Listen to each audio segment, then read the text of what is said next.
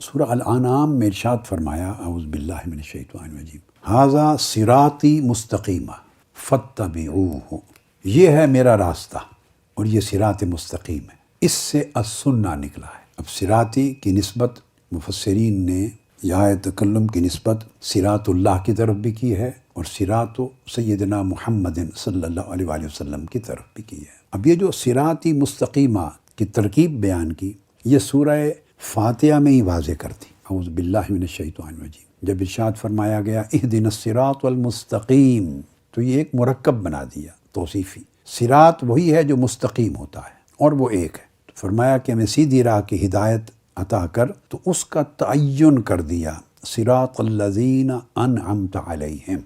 جب تم متشخص کرنا چاہتے ہو اور متعین کرنا چاہتے ہو کہ وہ صراط مستقیم کہاں سے ملے، تو فرمایا وہ اللہ کے انعام یافتہ بندوں کی راہ ہے۔ اللہ رسول کی عطا کردہ راہ ہدایت ایک ہی راہ ہے۔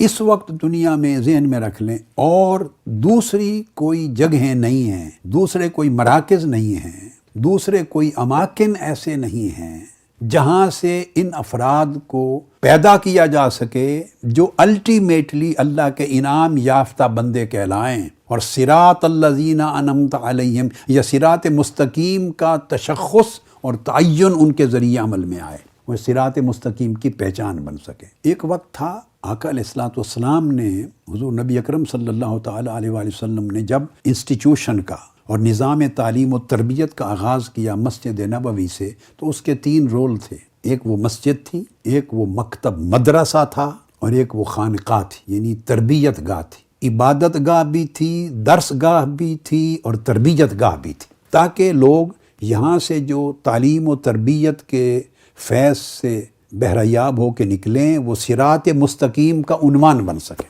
صراط مستقیم کی پہچان بن سکے۔ اب افراد کی تیاری جو صراط مستقیم کی پہچان بن سکے، ایسی شخصیات کی تیاری، اس کو سمجھنے کی ضرورت ہے کہ نصاب میں چند ایک چیزیں ہوتی ہیں، مگر میں 2 پہ فوکس کر رہا ہوں۔ ایک اس کے اندر مادہ علم ہوتا ہے، ایک علم کا حصہ ہوتا ہے، ایک حصہ شخصیت ہوتا ہے۔ علم میں آپ کا نصاب اور کتب آ جاتی ہیں اور اساتذہ آ جاتے ہیں، اور ایک شخصیت کا حصہ ہوتا ہے، اس میں اساتذہ اور طلباء دونوں آ جاتے ہیں جنہوں نے ڈیولپ ہونا ہے۔ ایک اس کا ماحول گرد و نواح ہوتا ہے جو اس کی شخصیت کی تشکیل میں اور نشو و نما میں اثر انداز ہوتا ہے۔ ان میں اہم ترین نقطہ وہ شخصیت ہے۔ مسجد ہو، مدرسہ ہو یا خانقاہ، عبادت گاہ ہو، درس گاہ ہو یا تربیت گاہ، ان تینوں چیزوں کا مقصود شخصیت سازی ہے۔ وہ شخصیت جو صراط مستقیم کا اور الذین انعمت علیہم کا نمونہ بن سکیں، اس کی پہچان بن سکیں۔